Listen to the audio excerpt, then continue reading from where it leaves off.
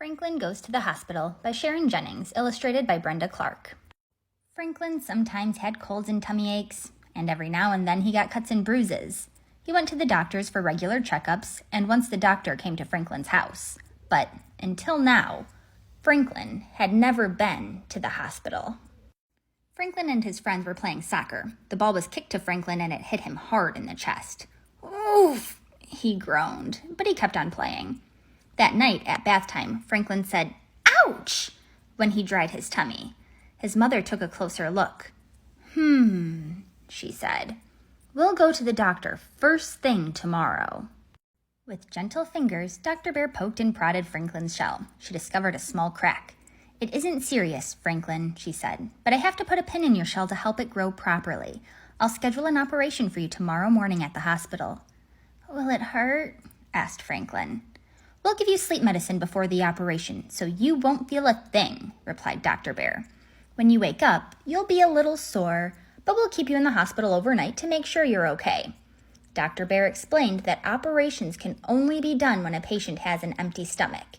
She told Franklin not to eat or drink after bedtime that night. Franklin didn't mind. His tummy was too busy flip-flopping for him to think about eating. After school, Franklin's friends came to visit.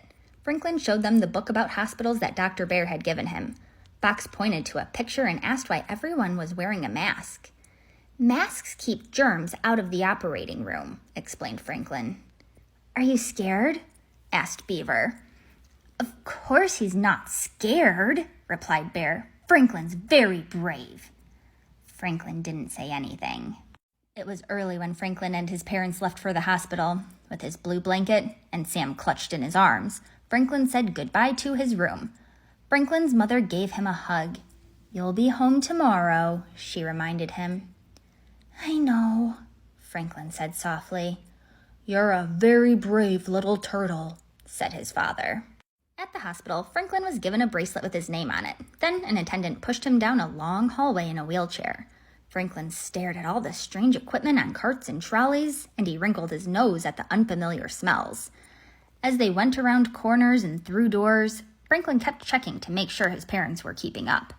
At last, they reached Franklin's room. A nurse gave Franklin a special gown to wear. She took his temperature and his blood pressure and listened to his heart. Next, she rubbed some cream on his hand. "This will numb your hand," she told him. "Then it won't hurt when the doctor puts in the needle for your sleep medicine." "Okay," said Franklin in a small voice. "You're a very brave patient," said the nurse. Soon the attendant came back to take Franklin to another room. Dr. Bear was waiting for him. "We're going to take some x-rays," she said. "I need to know exactly where to put the pin." "I don't want x-rays," whispered Franklin. "X-rays don't hurt," explained Dr. Bear. "The machine only takes pictures of what's inside you." "I know," said Franklin. He started to cry. Dr. Bear sat down beside Franklin. "Please tell me what's wrong," she said. Franklin sniffled. "Everybody thinks I'm brave, but I've just been pretending. X-rays will show that inside I'm scared."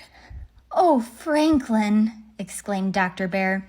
"An X-ray doesn't show feelings. It only shows shell and bones." "You mean no one will know I'm afraid?" Franklin asked. "No one," replied Dr. Bear. "But just because you're afraid doesn't mean you aren't brave. Being brave means doing what you have to do, no matter how scared you feel." Franklin thought for a few moments. "Well, I am scared to have the operation," he finally said. "But I know I have to so my shell will grow big and strong." Dr. Bear smiled.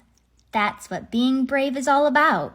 Franklin let out a very deep sigh. "I'm ready now," he said. When the x-rays were done, Franklin was taken to the waiting room.